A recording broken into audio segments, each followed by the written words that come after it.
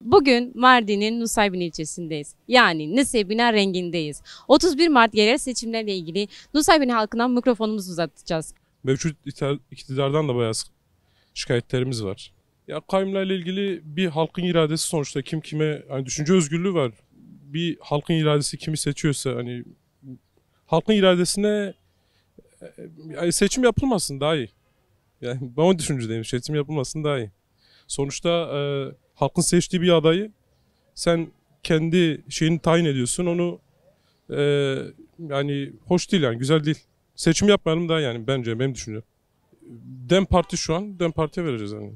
Nusaybin %80-90 verdiği gibi biz de ona vereceğiz. Vallahi kayyum istemiyoruz daha doğrusu. Madem ki hakkımızla kazanmışız, hakkımızı istiyoruz. Yani bu haksızlık bir şey. Değil mi? Haksızlık bir şey. Kavmi istemiyoruz kayyum. Kendi beledimizi istiyoruz, hakkımızı istiyoruz. Kendimize vereceğiz. Sana vermiyorum, kendime vereceğim. Kendim için elimden geleni yapacağım, senin için değil. Kayyum hakkında öyle bir şey. Senin bir evin vardır, kendi parayla almışsın. Gelmiş senden almış, içine oturmuş benimdir diyor, o kadar. Ben kendimi kendi halkın içinde görmek istiyorum ve görüyorum da inşallah. Şu anda Nusaybin zaten 10 senedir kayyumlar elinde, kayyum yönetiyor. Biz kayyumlardan memnun değiliz. Bu halkın zaten hemen hemen 80'i kendi şerefine, kendi namusuna oy veriyor. DEM Parti'ye oy veriyor. Biz hepimiz DEM Parti'ye oy veriyoruz. Zaten diğer partiler hepsi Kürt halkına faşizan bakan bir partilerdir. Biz partimize güveniyoruz. Biz partimize arkasındayız. Kayyum rant kapısıdır. Yani AKP ve yandaşları ranta çevirmişler kayyumu. Başka hiçbir şey yapmıyorlar. Çöpe atacağız onları. Başka hiçbir yere atma. Çöp. Kayyum geldiğinden beri millet fazla memnun değil. Kayyum olmasa yani sonuçta vatandaşın iradesiyle oynanan bir şeydir. Herkes kendi iradesine sahip çıksın inşallah biz tekrar Nusaybin'i alırız inşallah. DEM Parti olarak Nusaybin halkı ve bölgesel olarak inşallah bütün belediyeleri alırız inşallah. Türkiye genelinde adaletsizlik olduğunu buna inanmışız ve biliyoruz. Adalet sistemi tıkanmıştır.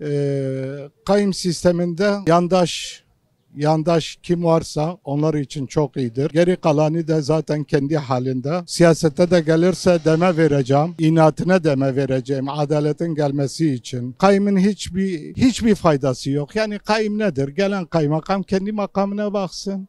Belediye başkanı halkın oyuyla seçiliyorsa halk seçecek. Kaymakamın görevi ayrı, belediye başkanının görevine ayrı. Tabii ki burası Nusaybin. DEM Partisi her zaman oyumuzu veriyoruz, destekleniyoruz. Her zaman da bizim partimizdir. Kendi oyu veriyoruz yani. Birisini seçiyoruz, oyları onlara veriyorlar. Ama ona kayyum atıyorlar. Bu haksızlık bence yani. Özgürlük diye bir şey var bence. Sadece belediyeler şu anda gasp ettiler. Kayyum milletin hakkını hiçe saydılar. DEM Parti'ye vereceğiz gene. Kendi adayımıza vereceğiz. Gasptır. Bu iş yani gasp işidir. Yani zorbalıkla milyonlarca insanlar bu insanlara oy veriyorlar, seçiyorlar, millet seçiyorlar, millet onları getiriyorlar. Ondan sonra devlet zorbalıkla kayyum atıyorlar, zorbalık kullanıyorlar gerçeği.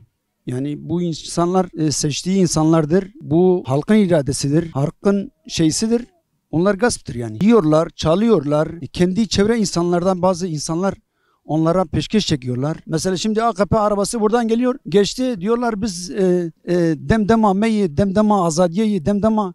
Ya siz yani AKP ablemi taşıyorsunuz, şey yapıyorsunuz, diyorsunuz demdemameyi azadiyemeyi. Yani bu ne biçim iştir, ne biçim?